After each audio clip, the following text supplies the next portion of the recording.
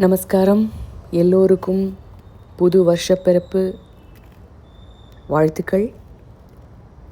எப்பவும் போல இந்த வருடமும் நல்ல வருடமாக அமைந்து உலகத்தில் இருக்கிற எல்லா மக்களும் சந்தோஷமாக இருக்க வாழ்த்துக்கள். கேரளாவில் இருப்பவர்களுக்கு விஷு என்று கொண்டாடப்படும் நாளைக்கு காலையில் கனி காண்பது வழக்கம். அது எப்படி என்று சுருக்கமாக சொல்கிறேன். காலையில் பிரம்ம முகூர்த்தத்தில் எழுந்து கனி காண்பது ரொம்பவும் விசேஷம். முந்தைய நாள் இரவே கனி பார்ப்பதற்குண்டான ஏற்பாடுகள் நம்ம செய்து வைக்க வேண்டும். ஒரு பலகாய் வைத்து அதில் அழகாக மாக்கோலம் போட்டு அதில் கிருஷ்ண விக்கிரகம் இருந்தால் சிறப்பு, இல்லையெனில் கிருஷ்ணர் அல்லது குருவாயூரப்பன் ஃபோட்டோ வைத்து அதில் ஒரு பூமாலையை போட்டு அலங்கரிக்கவும். கிருஷ்ண விக்கிரகம் இருப்பவர்கள் ஒரு பட்டு அந்த விக்கிரகத்துக்கு உடுத்திவிட்டால் நன்றாக இருக்கும். அதுலேயுமே மஞ்சப்பட்டு கிடைத்தால் ரொம்ப விசேஷம். அந்த பலகாயில் அந்த கிருஷ்ண விக்கிரகத்தை வைத்துவிட்டு பக்கத்திலேயே ஒரு கண்ணாடி, நம்ம முகம் பார்க்கும் கண்ணாடி வைத்து அதற்கு ஒரு தங்க செயின் இருந்தால் மாட்டிவிட வேண்டும். அப்படி இல்லை எனில் அதற்கும் ஒரு பூமாலை அணிவிக்கவும். அதற்கு பின் ஒரு உருளியில் பச்சரிசி 1 கிலோ அதை நன்றாக பரப்பி வைத்து அதில் மலபார் வெள்ளரி என்று சொல்லப்படும் வெள்ளரிக்காய் அதை முதலில் வைக்க வேண்டும். பின்பு நாணயங்கள், தங்க நாணயம், சில்வர் நாணயம் எல்லாம் இருந்தால் அதுவும் வைக்கலாம். இல்லையெனில் சாதா நாணயங்களை நிறைய அரிசி மீது பரப்பி வைக்க வேண்டும். இதற்கு பின் அந்த அரிசி மேலேயே பலவித பழ வகைகள், முக்கியமாக மா, பலா, வாழைப்பழம் என்ற முக்கனிகள் முக்கியமாக வைக்க வேண்டும் அந்த உருளியிலேயே. அதற்கப்புறம் நாட்டு காய்கறிகள், புடலங்காய், மாங்காய், முருங்கைக்காய், பூசணிக்காய் போன்ற காய்கறிகளையும் வைக்கலாம். பழங்களில் மாதுளை, திராட்சை, ஆப்பிள் எல்லாம் தனியாக ஒரு தட்டில் வைக்கலாம். சுபிக்ஷமாக இருக்கக்கூடிய எல்லா விஷயங்களையுமே நாம் காலையில் கனி பார்க்கலாம். இன்னொரு தாம்பாளத்தில் வெற்றிலை பாக்கு, குங்குமம், புது துணி வாங்குகிற வழக்கம் இருந்தது என்றால் அந்த புது துணியை வைத்து விடுங்கள். இல்லையெனில் ஒரு ப்ளவுஸ் பிட் இருந்ததுனால் அதை வைக்கலாம். பூக்கள் எந்த விதமான பூக்களாக இருந்தாலும் அந்த பூக்களை வைக்கலாம். இந்த கனியை பொறுத்தவரையிலும் முக்கியமாக கருதப்படுகிற ஒரு பூ என்பது சொரப்புன்னாகை என அறியப்படும் கனிக்கொன்னை. கனிக்கொன்னை பூ ரொம்ப விசேஷமாக இந்த நாள் நம்ம கனி பார்க்குறதுக்காக வைக்கப்படுகிறது. மஞ்சள் நிறத்தில் இருக்கும் மணிமணியாக தொங்கக்கூடிய அழகான இந்த பூ கிருஷ்ணருக்கு ரொம்ப விசேஷம்.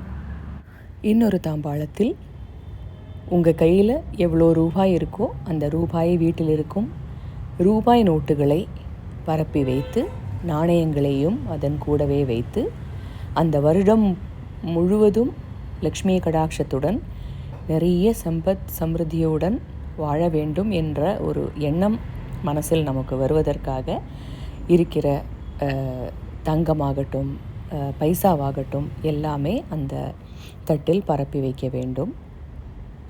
அந்த பைசாவிலிருந்து அந்த வீட்டில் இருக்கும் பெரியவர்கள் தன்னை விட வயது குறைவான குழந்தைகளுக்கு இல்லை சிறியவர்களுக்கு கை நீட்டம் கொடுப்பது வழக்கம். அது உங்கள் சக்திக்கேற்ப உங்களுக்கு எவ்வளோ முடியுமோ அந்த ரூபாயை காலையில் சுவாமியை கனி பார்த்தவுடன் அந்த பெரியவர்கள் சிறியவர்களுக்கு கொடுக்கலாம். இதற்கு பின் ஒரு பஞ்ச பாத்திரத்தில் கொஞ்சமாக தண்ணி வைத்து அதில் ஒரு 4 துளசி இலையையும் போட்டு வைக்கவும்.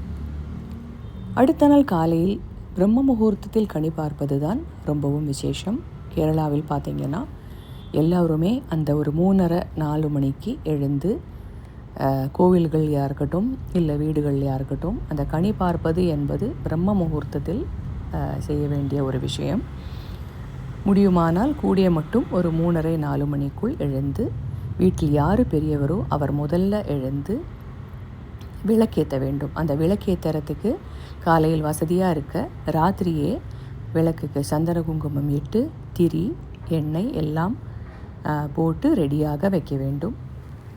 காலையில் எழுந்தவுடனே அந்த பெரியவரானவர் யார் புருஷனாக இருந்தால் புருஷன், இல்லை ஸ்திரீயாக இருந்தால் ஸ்திரீ, அவங்க ஃபஸ்ட்டு எழுந்து அந்த தண்ணியை கொஞ்சமாக எடுத்து தன்னுடைய கண்களை துடைத்து கொள்ள வேண்டும்.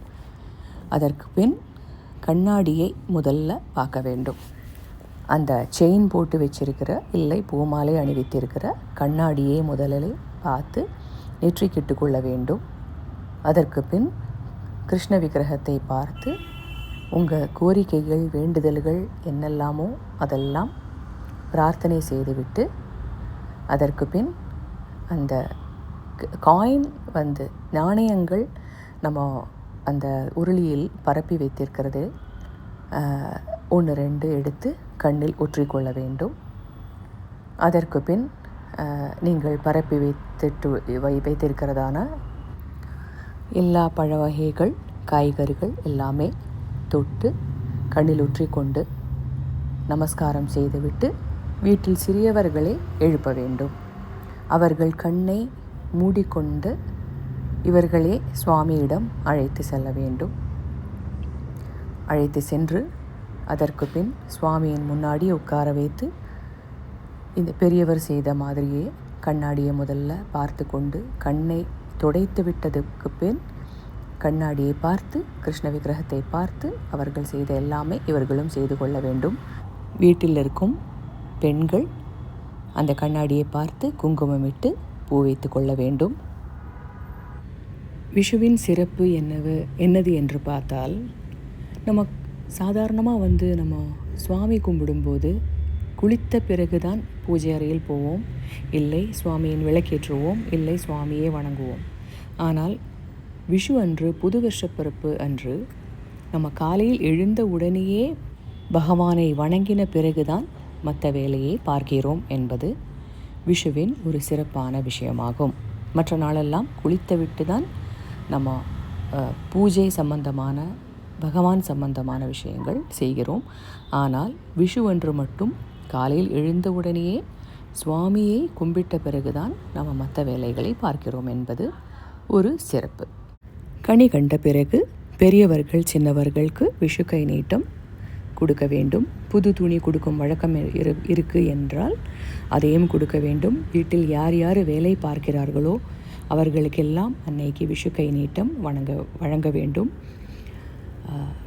அது ரொம்ப கொடுக்கிறவங்களுக்கும் வாங்குபவர்களுக்கும் செல்வத்தையும் செழிப்பையும் கொடுக்கும் அந்த வருஷம் பூரா என்று கருதப்படுகிறது. விஷு கை நீட்டம் கொடுத்த பிறகு வீட்டில் இருக்கும் எல்லோரும் குளித்து வடை பாயசத்துடன் சமைக்க வேண்டும். முக்கியமாக புது வருஷத்தன்னைக்கு மாங்காய் பச்சடி பண்ணுவது ரொம்ப விசேஷம்.